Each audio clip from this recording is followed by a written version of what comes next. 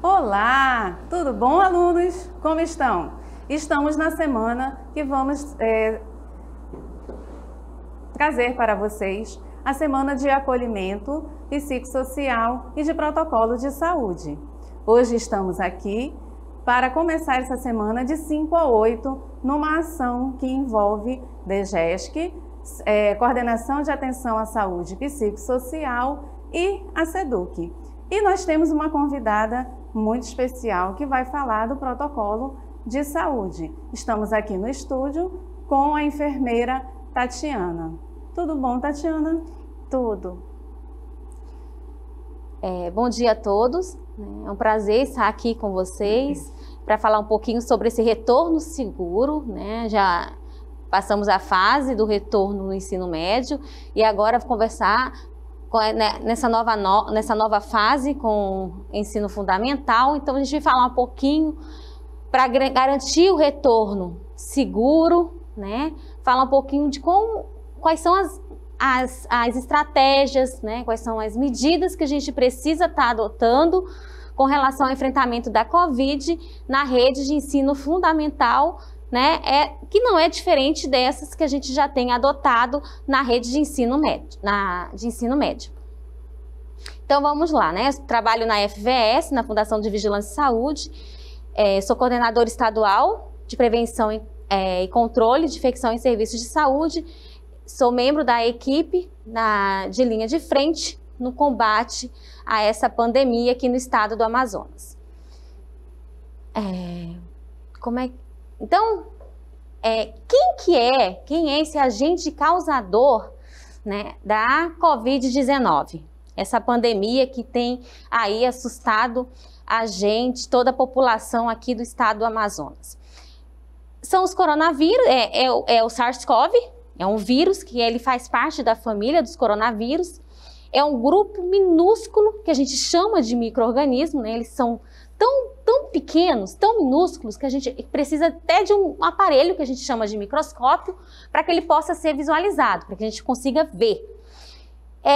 Não existe só vírus, né? A gente também tem outros micro-organismos também, como fungos, bactérias, protozoários, e que também são causadores de doença. No caso da pandemia, são vírus, né? O SARS-CoV, ele é um vírus. E eles são menores, são os menores micro-organismos. E existem vírus de diferentes formas e tamanhos. No caso do coronavírus, eles são conhecidos há bastante tempo, né? Como causadores de resfriados nos seres humanos. E de vez em quando surge um novo tipo, um novo vírus, e esse, né, da Covid-19, é um novo vírus da família coronavírus, que a gente, por isso se chama SARS-CoV-2. Então, o que a gente chama de Covid-19, na verdade, é a doença. SARS-CoV é o vírus causador da Covid-19.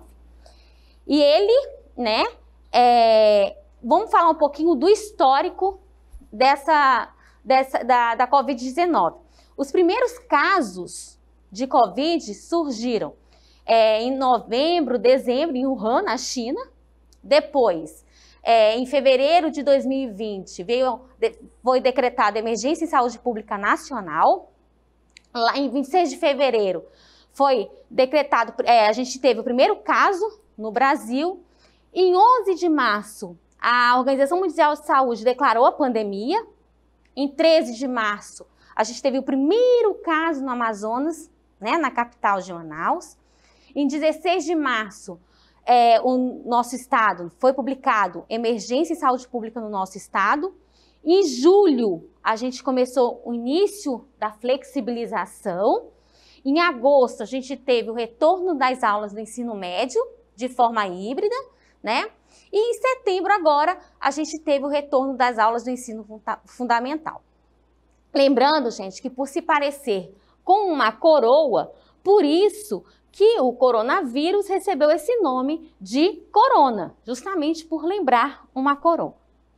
E esse vírus, ele pode estar em vários lugares, por isso que ele é complicado da gente prevenir, porque ele pode estar aonde? Na sola do nosso sapato, ele pode estar principalmente nas nossas mãos, nas gotinhas de espirro, nas maçanetas das portas, no canudo que a gente usa. Então, assim, sempre lembrar onde a gente está tocando mais, ele pode estar presente, né? E por isso que a gente tem que ter cuidado, por isso que a gente sempre fala, quando tiver resfriado, fique em casa. Quando estiver tossindo, fique em casa. Por quê? Porque através da tosse, do espirro, a gente pode estar o quê? Transmitindo o vírus, né? Então, olha só, podemos pegar esse vírus quando gotinhas de saliva, elas vindas de espirro ou tosse de alguém, né? Entra no nosso nariz, na boca ou nos olhos. A gente também pode pegar esse vírus colocando as mãos nessas gotinhas e em seguida colocando o dedo no nariz, na boca, nos olhos. E essas gotinhas, que às vezes a gente não consegue ver, pode estar em lugares como, por exemplo, no chão, na mesa, na maçaneta. E aí, as pessoas que estão com esse vírus, mesmo que eles não apresentem os sintomas, e isso é importante falar, pode transmitir. Por isso que mesmo que a gente não apresente sintoma, a gente tem que estar usando a máscara e utilizando também, sempre lavando as mãos e utilizando o álcool, que daqui a pouquinho eu vou estar falando melhor sobre isso, né? Então, a transmissão desse vírus, ele acontece de uma pessoa doente para outra, né? Ou por o contato próximo, né? Cerca de 2 metros. Por meio de quê, então? Como é que ela pode se transmitir? Gotículas de saliva, pelo espirro. Vamos sempre frisar isso, sempre lembrar. Gotículas de saliva, espirro, tosse, catarro, toque ou aperto de mãos e objetos ou superfícies contaminadas.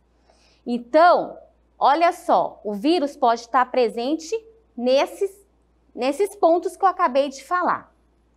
E aí, qual é o período que essa doença, qual é o período que a gente pode ficar doente? A doença, ela tem duração, na maioria dos casos, de 3 a 14 dias. Isso pode variar de pessoa para pessoa, mas normalmente ela fica de 3 a 14 dias. E o período de transmissão, quando é que eu estou transmitindo a doença? É justamente a partir do início dos sintomas, até os 14 dias, né? Então, e aí eu posso contar também os assintomáticos, os 14 dias. Então, o que acontece? Então, vamos falar dos sintomáticos. Aquele que sentiu tá tossindo, febre, né? Coriza. No primeiro dia, ele já tem que o quê? Contar daquele primeiro dia, os 14 dias e ficar afastado. Porque esse período é o período que ele está transmitindo a doença. E aí fica complicado saber os assintomáticos. Então, se ele faz um exame e detecta que também tem, aí ele precisa de uma avaliação médica para que a gente possa entender e aí afastá-lo para que ele não possa também contaminar. Mas lembrando que sintomáticos, pessoas que estão apresentando sintomas e mesmo aqueles que não estão, mas que podem estar contaminados, ambos estão transmitindo a doença. Então vamos lembrar, quais são os sintomas, na maioria das vezes, que aparece? É semelhante ao resfriado comum. Então, quais são? Febre, que gira lá em torno de 37,8, né, para cima. Tosse, dificuldade para respirar, nariz escorrendo, dor de cabeça e dor no corpo, né? Isso é um sintoma que aparece na maioria das vezes, né? As pessoas referem muita dor de cabeça e fadiga, dor no corpo, cansaço, dor de garganta e nas crianças menorzinhas aparecem bastante sintomas gastrointestinais, náuseas, vômitos, diarreia, né? Então não é tão semelhante quanto os maiorzinhos, né? Então é importante também lembrar da diarreia, do vômito, né, nas questões das crianças menorzinhas. Então, para as pessoas, sempre lembrar que pessoas doentes podem não estar apresentando sintomas, mas eles também transmitem a doença. Então, e aí é que entra o papel fundamental de vocês no combate à Covid-19, que é o quê? O que a gente pode fazer para evitar a Covid? E aí é na escola mesmo, e aí são vocês, nós professores, vocês alunos, todos nós que trabalhamos lá dentro da escola, o que a gente tem que fazer? Evitar aperto de mão, porque lembra que eu falei? Que onde a gente toca, pode estar ali o vírus. Evitar beijos e abraços. A gente sabe que isso é difícil, mas a gente vai ter que evitar nesse período de pandemia. Cobrir, né, o nariz e a boca ao tossir ou espirrar. Então, se de repente, né, eu tô sem a máscara, eu uso a dobra do cotovelo e cubro o nariz e a boca, né? Manter sempre os ambientes bem ventilados. Olha só, evitar lugares com muita gente, porque ali, ó, está muito próximo, contato é muito próximo. Lembra que eu falei que tem que ter, a gente não pode ter o contato próximo, menor que 2 metros ali, o risco da gente estar tossindo, espirrando e aí contaminar o outro é maior, por isso que a gente evita aglomeração. E isso, evitar lugares que tem muita gente. Um outro ponto, evitar colocar a mão na boca, no nariz e nos olhos. E aí, o principal, usar a máscara e lavar sempre as mãos com água e sabão. Tá? Sempre lavar as mãos com água e sabão. E aí, na hora que estiver brincando ou em qualquer lugar que estivermos dentro da escola, sempre é importante manter a distância de 1,5 metro, tá? A Covid-19, a prevenção sempre vai estar nas nossas mãos, tá? Então é importante reforçar isso. E quando eu estiver de máscara, lembra que eu falei de evitar ficar colocando as mãos na boca e no nariz? É evitar também ficar tocando a máscara na parte externa da máscara. E eu vou falar um pouquinho mais à frente sobre isso, tá? Então, se a máscara aqui, ela tá toda contaminada, então eu não vou ficar colocando as minhas mãos da máscara na parte externa, tá? E sempre quando eu fizer isso, o que eu vou fazer? Vou depois passar o álcool ou lavar as mãos com água e sabonete. Aí, só lembrando para vocês, né, que é importante eu sempre estar lavando as mãos com água e sabão ou utilizando a preparação alcoólica que hoje vocês têm na escola, disponível para vocês, que é o uso do álcool gel.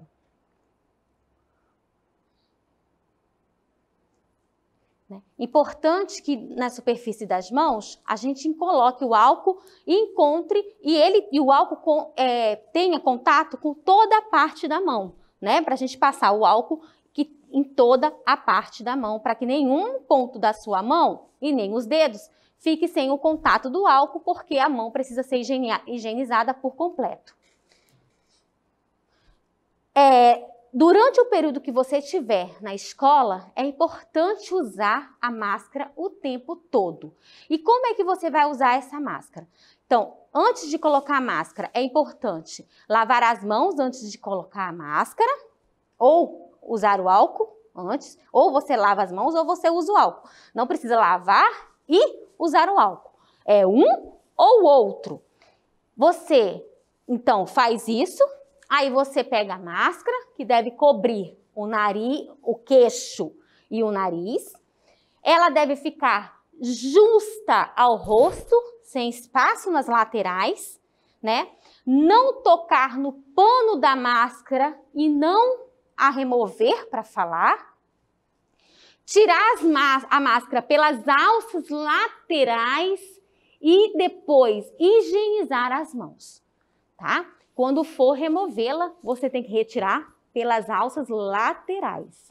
E depois disso, higienizar as mãos.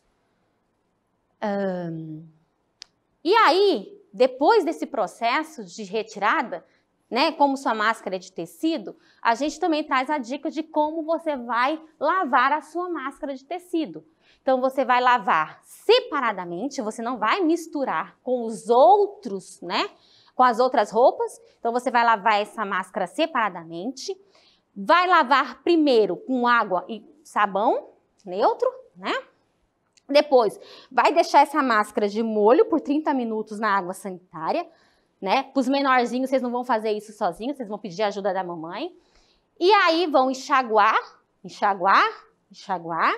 Depois, pede, os menorzinhos não vão usar ferro quente, né? Vão pedir para a mãe passar a máscara, como é tecido, tem que passar a máscara no ferro e guardar depois em um recipiente fechado. Sempre é importante a gente ter mais de uma máscara para que a gente possa trocá-la durante o dia, porque a máscara ela pode ficar úmida durante o período que a gente estiver usando. Como a gente vai usar por um tempo muito, né? Ficar o tempo todo de máscara, é importante que a gente tenha uma periodicidade de troca. Lembrando, gente, que olha só o número de casos que a gente já tem no Brasil. A gente já está com 4.847.092 casos, 144.680 óbitos. Na região norte, eu já estou com 674.325, 15.083 óbitos. E no Amazonas, eu já estou com 140.000, né? E 240 casos. E óbitos, eu já estou com 4.159. Isso foram dados do dia 1º de outubro. Pode ser que hoje, quando eu for lá e já fechar o nosso boletim diário, já tenha outros casos. Então, a gente está contando com o apoio de vocês, né? Nessa luta de enfrentamento a essa pandemia. E é importante que vocês também não se esqueçam, não relaxem nas medidas e sempre, sempre se lembrem de estar utilizando a máscara, a preparação alcoólica e distanciamento social. Só com o apoio de vocês é que a gente vai conseguir controlar essa pandemia aqui no nosso estado.